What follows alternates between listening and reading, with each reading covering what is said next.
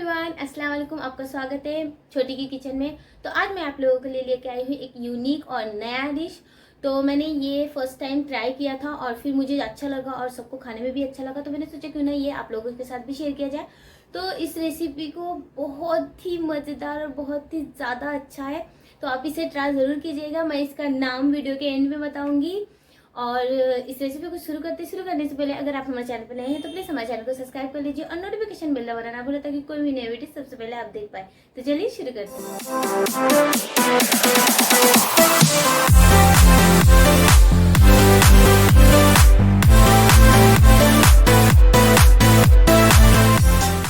तो सबसे पहले हमने यहाँ पे लिया है चना का दाल, जिसे हमने 4 से 5 घंटे भिगो के रखे थे और भिगने के बाद हम इसे धो लिया है क्लीन करके।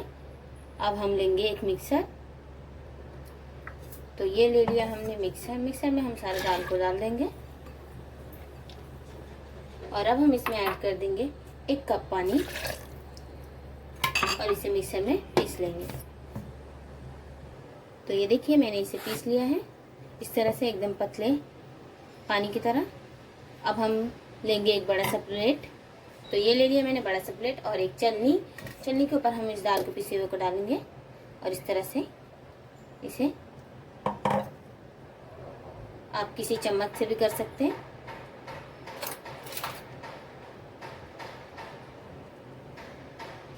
तो ये देखिए अब हम एक चम्मच से इस तरह से इसे हिलाते हुए सारे पानी को निकाल देंगे।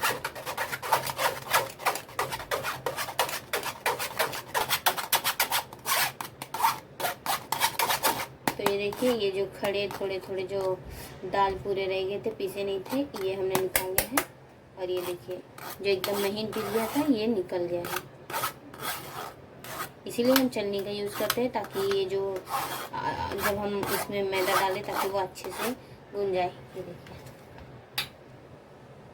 तो अब हम इसमें डालेंगे एक छोटा चम्मच यानी 1.25 मिली शक्कर और 2.50 मिली नमक, यानी एक बड़ा छोटा चम्मच के हिसाब से नमक।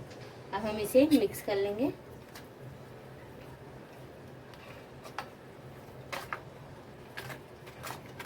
ये देखिए मैंने इसे मिक्स कर लिया।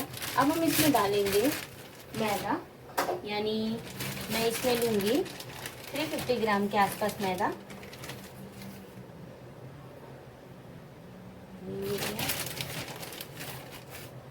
ये मैंने 350 ग्राम मैदा ले लिया है। अब हम इसे इस तरह से पहले मिक्स कर लेंगे।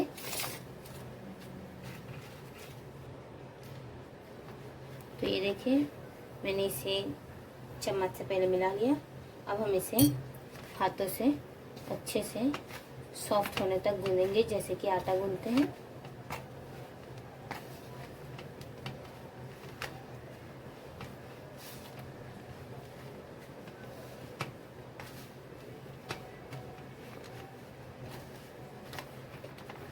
तो ये देखिए मैंने इसे गूंद लिया है एकदम सॉफ्ट होने तक। ये देखिए इस तरह से थोड़ा मैंने इसे थोड़ा एकदम हल्का गीला रखा है, ज़्यादा भी नहीं, आप देख पा रहे होंगे। तो ये मैं अब इस तरह से कर लूँगी और अब मैं इसमें 1 चम्मच तेल डालूँगी। तो मैंने यहाँ पे 1 चम्मच तेल डाला है और इसे पूरे मैदे में लपेट लेंगे। जो बैटर है हमारा आटा का इस तरह से लपेट लेंगे और इसे ढक्कन से ढक देंगे। तो मैंने यहाँ पे एक बाउल लिया है और इसे ढक देंगे। तब तक हम बाकी की तैयारी कर लेते हैं। तो मैंने यहाँ पे सबसे पहले लिया है कुकर। अब हम कुकर में डालेंगे 3 मीडियम साइज के आलू। तो मैंने डाल दिया और यहाँ पे 10 से 12 लहसुन जो छिल के रखे थे इसमें डालेंगे और थोड़े बहुत हरी मिर्ची जो 2 टुकड़े में काट लिया है इसे डालेंगे और 1 छोटा चम्मच तेल और 1 छोटा चम्मच नमक ऐड कर देंगे ताकि उबले। मैं थोड़ा और डाल रही हूँ, आधा चम्मच। अब हम इसमें डालेंगे 2 कप पानी।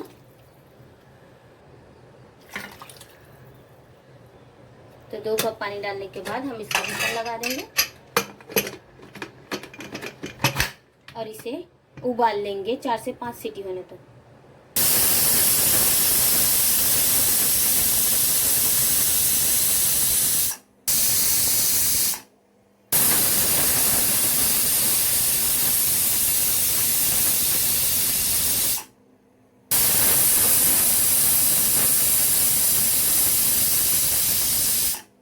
तो ये देखिए मैंने मैक्सिमम 6 से 7 सीटी होने तक इसे पकाया और फिर इसका ढक्कन निकाल रहे हैं। तो ये परफेक्ट, ये देखिए गल गया है। तो अब हम इसे एक प्लेट में निकाल लेंगे। तो ये देखिए मैंने यहाँ पे एक प्लेट में डाल दिया है। अब एक गिलास से हम इसे इस तरह से मिक्स कर लेंगे। इसमें मिर्ची और लहसुन तो बिल्कुल भी गल गया है। ये देखिए इस तरह से। आप सोच रहे होंगे कि आलू बहुत ही गीला है, हमें इसी तरह इसे बिल्कुल भूसा भूसा हो जाए, ताकि ये बहुत ही ज़्यादा नरम, इस तरह से हमें गलाना था। तो हम इसे अच्छे से इस तरह से मिला लेंगे।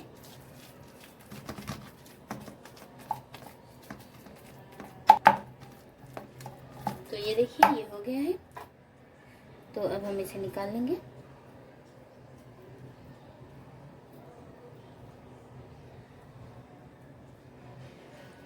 तो चलते हैं आगे के प्रोसेस में। तो हमने गैस पे एक कढ़ाई रखी है। अब हम इसमें डालेंगे 2 छोटे चम्मच तेल। तो हमने इसमें 2 छोटे चम्मच तेल डाल दिया है। तो अब हम इसमें डालेंगे 1 छोटा चम्मच सरसों का, 1 चम्मच हल्दी, और ये थोड़ा सा गोल मिर्च पाउडर। अब हम इसमें नमक ऐड करेंगे। हमने आलू में भी पहले थोड़ा नमक डाला था, तो अब इसमें थोड़ा कम डालेंगे। तो मैंने यहाँ पे छोटा 1 चम्मच ही नमक डाला है। अब हम इसे मिक्स कर लेंगे इस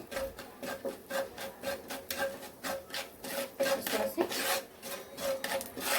ये देखिए ये हो गया है। मैंने 1 मिनट तक इसे फ्राई किया, हमें ज़्यादा नहीं पकाना है। अब हम इसमें डालेंगे आलू जो हमने चॉप करके रखा था। इस आलू को डाल देंगे। ये डालते वक्त गैस को स्लो ही रखें। अब हम इसे मिक्स कर लेंगे।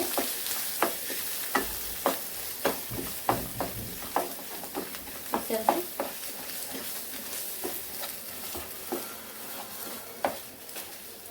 अब हम इसमें डालेंगे, ये देखिए यहाँ पे हमने सूखा मेथी लिया है मैक्सिमम 20 मिली, यानी 5 ग्राम के आसपास होगा। तो इसे इस तरह से मिक्स कर लेंगे।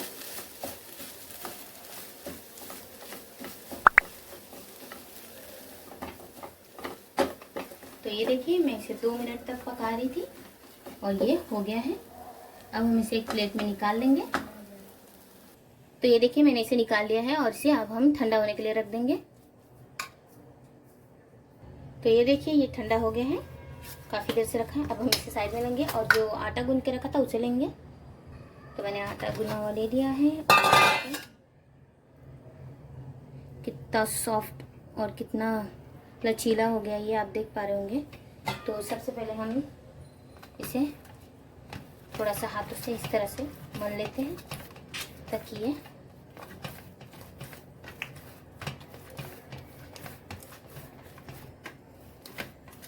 देखिए मैंने इसे फर्श को पहले से ही साफ करके रखा था। आप अगर किसी बेलन या फिर किसी चीज़ पे रख के कर रहे तो कोई दिक्कत नहीं है। मैंने फर्श को पहले ही अच्छे से साफ करके रखा था, तो मैं इस तरह से इसे ये तो ये देखिए मैंने यहाँ पे थोड़ा सा मैदा लिया है हाथ में इस तरह से लगाने के लिए, और इसके ऊपर इस तरह से छिड़क के ताकि ये चिपके ना। तो अब हम इस तरह से इसकी थोड़ा थोड़ा इतने आकार का लोई कर लेंगे। ये देखिए इस तरह से। तो ये देखिए मैंने सारे लोई कर लिए है इस तरह से। अब हम इसे साइड में रख देंगे और एक लोई इस तरह से लेंगे। इसे पहले हाथों से इस तरह से मसल मसल के गोल कर लेंगे। देखिए इस तरह से, और फिर थोड़ा सा आटा इस पे डालेंगे मैदा यानी, और इस तरह से फिर इसे इस तरह से गोल गोल गोल गोल करेंगे। और फिर जो हमने बटाटा का ये बना के रखा था इसके अंदर 1 चम्मच ऐड कर देंगे।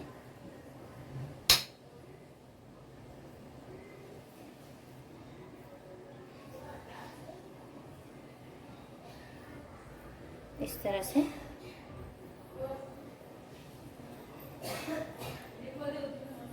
भर लेंगे। इस तरह से कई बार ये छूट जाता है तो आप इसे ध्यान से कर सकते हैं। इस तरह से ये देखिए, इस तरह से थोड़ा सा ऐसा आटा लगा देंगे। इस तरह से हम सारे भर लेंगे और यहाँ पे आटा लगा के इस तरह से रख देंगे। मैं आपको और एक दिखाती हूँ। ये देखिए इस तरह से, और फिर हमें इसे आटा के ऊपर इसे गोल गोल करना है। फिर हम इसे बीच से इस तरह से कर लेंगे और फिर हम इसके अंदर 1 चम्मच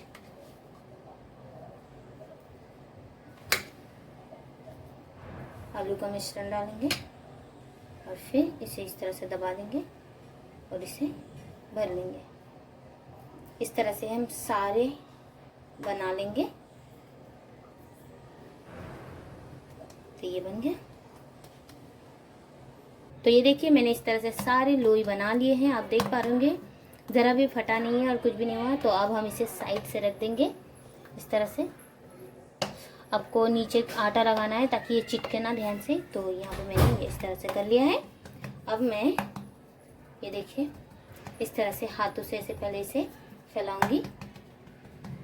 आप चाहे तो बेलन भी यूज़ कर सकते हैं, पर कई बार बेलन से फट जाता है। तो मैं इसे इस तरह से मैदा डालूंगी और फिर इसके ऊपर थोड़ा सा ऐसे मैदा लगाऊंगी। और फिर ये देखिए मैंने यहाँ पे एक ढक्कन लिया है। ये वो सीधा साइड है और ये उल्टा साइड है। तो हमें ये उल्टा साइड का इस्तेमाल करके इसे प्रेस करना है। इस तरह से पहले इस तरह से प्रेस कीजिए, फिर इसे उल्टा करके प्रेस कीजिए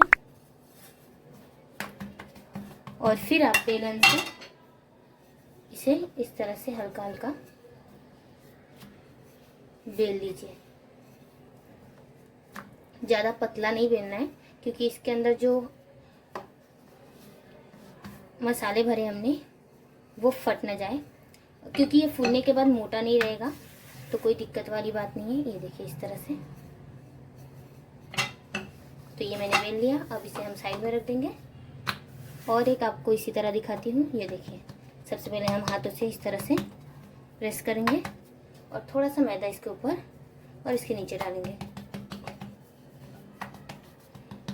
और फिर इसे ढक्कन से प्रेस करेंगे।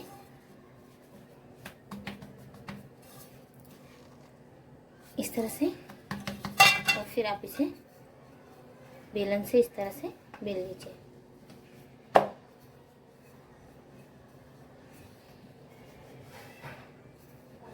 तो ये देखिए, तो मैंने यहाँ पे बेल लिया है।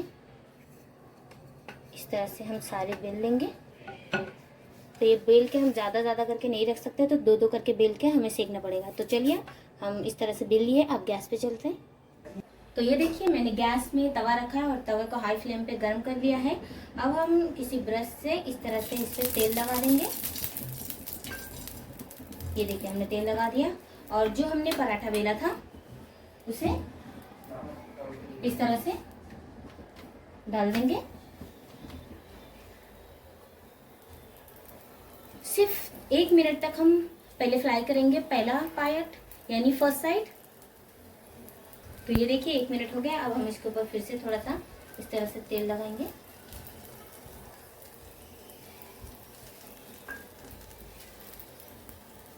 तो अब हम इसे किसी चम्मच की मदद से पलट देंगे। तो इस तरह से हम इसे पलट देंगे और फिर हमें इसे 1 मिनट तक ऐसे फ्राई करना है। तो ये देखिए ये हाँ फिर से पलट देंगे इस तरह से। हाँ तो अब हमें इस तरह से इसके साइड में तेल डालना है, एकदम थोड़ा थोड़ा इस तरह से डाल देंगे और फिर हम इसे इस तरह उठा के रखेंगे और नीचे तेल जाने देंगे। ये देखिए, इस तरह से हम इसे अच्छे से, जब आप हल्के फ्राई में जब दोनों तरफ से सेक ले तो उसे कलर दे। फिर ये देखिए इस तरह से आप देख पा रहे होंगे कि कितना अच्छे से ये हो रहा है। तो हम फिर से कलर देंगे, इसे हमें क्रिस्पी फ्राई करना है। तो ये देखिए ये किस तरह से फूल गया, आप देख पा रहे होंगे। ये थोड़ा सा फट गया तो हवा पास हो रहा है, ये देखिए इस तरह। ये अब हम फिर से कलर देंगे। हमने इसे एकदम क्रिस्पी और बहुत ही मज़ेदार फ्राई किया है। तो अब हम इसे एक प्लेट में निकाल लेंगे। ये देखिए, तो इसी तरह हम सारे पराठे फ्राई कर लेंगे। तो ये देखिए इस तरह से हमने सारे पराठे फ्राई कर दिए हैं। तो अब प्लेटिंग करते हैं। तो प्लेटिंग के लिए मैंने यहाँ पे एक प्लेट ले लिया है। अब पराठों को प्लेटिंग करेंगे। तो ये देखिए हो गया। अब हम इसमें कचुम्बर डालेंगे। तो ये हो गया बहुत ही टेस्टी रेसिपी। आप इसे ज़रूर ट्राई कीजिएगा, ये बहुत ही मज़ेदार। मैंने एक बार घर पे बनाया था तो मुझे पता चला कि ये बहुत ही ज़्यादा है, तो आप लोगों से क्यों ना शेयर किया जाए। तो इसे मैं आपको तोड़ के दिखाती हूँ। बहुत ही मज़ेदार, ऐसा कोई लेयर नहीं है जिसमें ये देखिए कि आलू ना हो। ये बहुत ही मज़ेदार और टेस्टी मेथी का पराठा बनाया है मैंने अपने तरीके से। तो इसे बनाइए और इंजॉय कीजिए। ये देखिए बहुत ही ज़्यादा मज़ेदार है, आप इसे ज़रूर बना के ट्राई कीजिए। और हाँ, अगर आपको इसका रेसिपी चाहिए कचुम्बर का तो मुझे आप कमेंट में सेंड कर दीजिएगा, मैं बना के डाल दूँगी इस शॉर्ट वीडियो। तो इसे बनाइए और अपने फैमिली के साथ एंजॉय कीजिए।